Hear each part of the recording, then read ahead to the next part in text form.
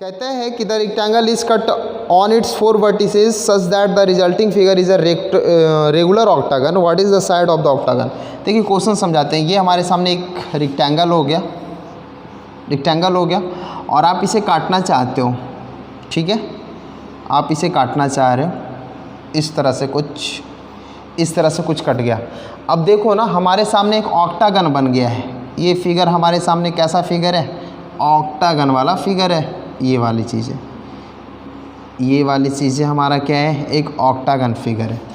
देखो ना, 1 2 3 4 5 6 7 8 बना हुआ है फिगर। इसका जो लंबाई है वो कितना है, 8 है, और जो चौड़ाई है वो कितना है, 6 है। एक्सटीरियर एंगल कितना होता है, 360 होता है ना, और ये 8 एक्सटीरियर एंगल देगा। देखिए ना, ये जो एंगल है वो 8 एक्सटीरियर एंगल है, और ये भी एंगल एक्सटीरियर एंगल होगा। 2 हो गया, 2 यहाँ 4, 2 यहाँ 6 और 2 यहाँ 8। तो प्रत्येक एंगल बराबर होना चाहिए। एक्सटीरियर एंगल रेगुलर पॉलीगन है ना। तो 360/8 जब हम करेंगे तो 45 डिग्री होगा। ये बातें समझ में आ रही हैं आपको। मतलब है कि ये जो होना चाहिए हमें वो 45 डिग्री का, और ये भी होना चाहिए 45 डिग्री का। अब ये तो रेक्टेंगल है तो 90 डिग्री है। तो अब देखो गौर से कि ये हमारे सामने 90 डिग्री है, ये 45 और ये 45, मतलब ये कैसा एंगल है, तो आइसोसेलेस राइट एंगल ट्रायंगल है या नहीं। समद्विबाहु समकोण त्रिभुज है, क्योंकि ये दोनों 45 है तो साइड बराबर होना चाहिए और 90 डिग्री होना चाहिए। मतलब जितना वैल्यू ये होगा उतना ही वैल्यू ये होगा, ये कुछ भी हो जाए। बात समझ रहे हो आप। इस फिगर को आप गौर से हम समझेंगे थोड़ा सा कि लंबाई हमारा ज़्यादा है। लंबाई क्या है, ज़्यादा है ना, क्योंकि लंबाई 8 है और ये 6 है। तो जितना लंबाई हमने यहाँ पे ये कट किया है उतना ही लंबाई ये रहेगा क्या।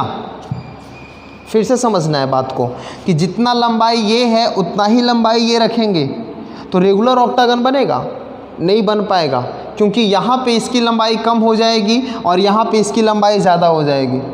तो फिर वो तो सारा साइड्स इक्वल होना चाहिए, इक्वल तो साइड हुआ नहीं।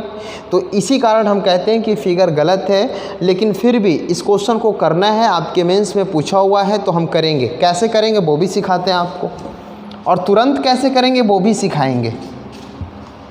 पहले अभी समझते हैं इसको, बहुत आराम से समझेंगे। ये बहुत अच्छा प्रश्न है हमारा। क्या प्रश्न है जो देखिए, कहता है ये कि अगर ये पूरा 8 है, समझना है, और ये साइड को अगर हम a मान लें, कोई दिक्कत नहीं है, सारा a है साइड हमारा, ठीक है। तो और इसे हम मान लेते हैं x, और इसे मान लेते हैं x, ये दोनों तो बराबर ही होगा ना, ठीक है। अब ये वाली जो चौड़ाई है उसे हम y मान लेते हैं, तो ये भी y होगा। मतलब क्या मिला आपको कि पूरा जो 8 है वो किस तरह से आपको मिला, एक एक चीज़ समझेंगे। 8 का जो वैल्यू मिला वो हमें मिला 2x + a के रूप में। अगर यहाँ से हम x का वैल्यू निकालना चाहेंगे, समझ रहे हो, यहाँ से अगर हम x का वैल्यू निकालना चाहेंगे तो 8 - a/2 होगा, और ये वैल्यू x का देगा।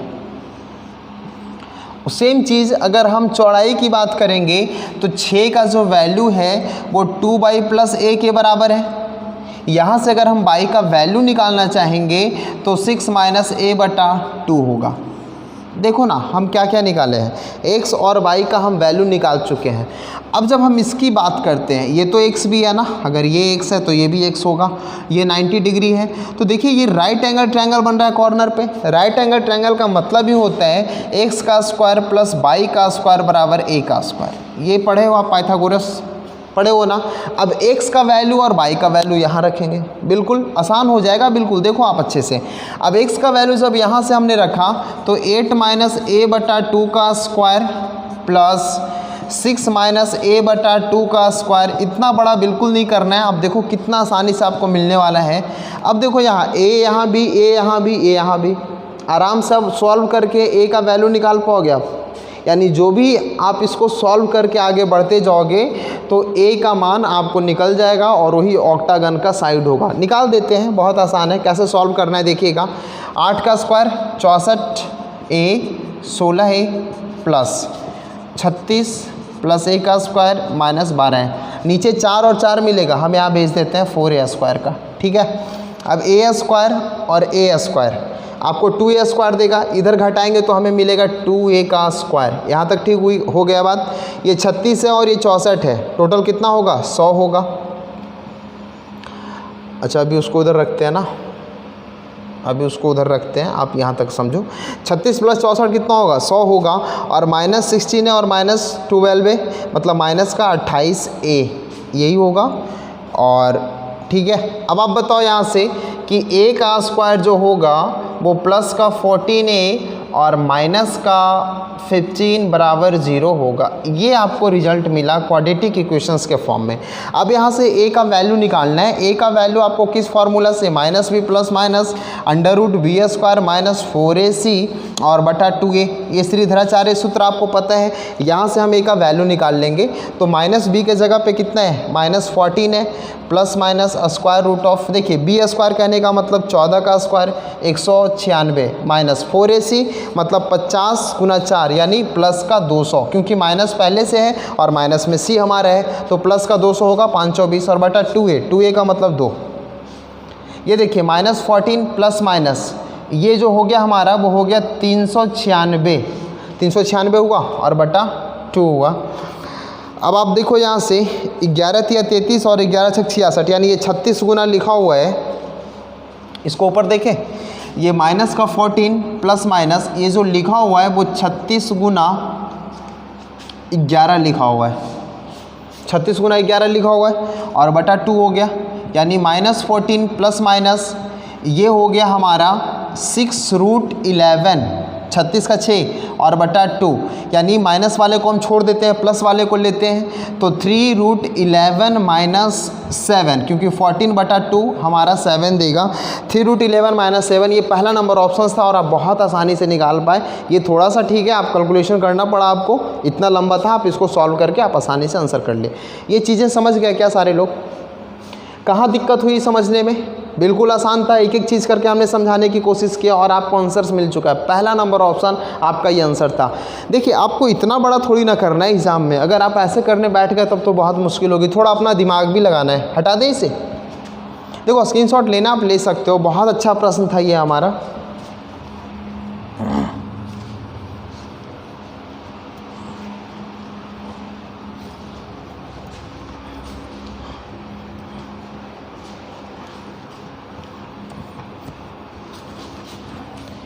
देखिए अब इसे क्वेश्चन यही था हमारा, फिर से इसे समझाएंगे कि एक हमारे पास आयत है और यहाँ से ये कटा हुआ भाग है ना, ये भाग है, फिर ये भाग है, फिर ये भाग है और फिर ये भाग है। ये जो है हमारा टोटल 8 है और ये हमारा 6 है। इसके अंदर ऑक्टागन है। अच्छा आप बताओ, ये साइड 8 है और ये साइड 6 है, तो जो ऑक्टागन का साइड होगा 8 और 6 से छोटा होगा या बड़ा होगा? डेफिनेटली छोटा होगा, समझ रहे हो? क्योंकि पूरा का पूरा इतना बड़ा 6 और ये तो इतना ही है, तो 6 से तो छोटा होगा और 8 से भी छोटा होगा। बात क्लियर हो गई? ऑप्शन पे आते हैं। ऑप्शन हमारा था 3√11 - 7, 5√13 - 8, 5√7 - 11 और 6√11 - 9। ठीक है, यही था ना हमारा।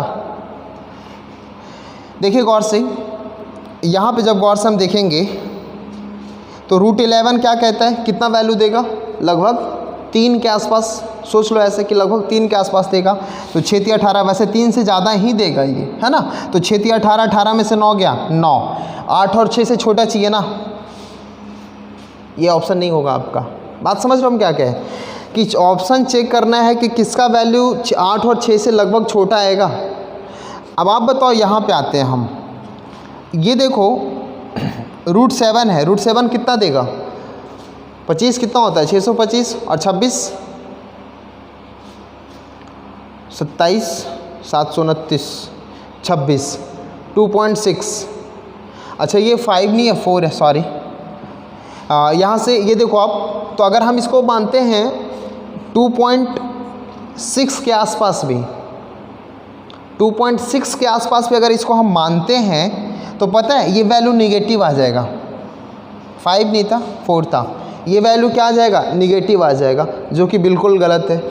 आते हैं यहाँ पे √13 कितना के आसपास है, तो आप कहोगे √13 कितना मानोगे आप, तो √13 का वैल्यू वैसे निकाल लेते हैं। देखो √16 - 3 यही होगा, 16 का मतलब 4 और 3/8 832, 3 29/8 8 24 और 5 8 48 3.6 के आसपास यानी 3.5।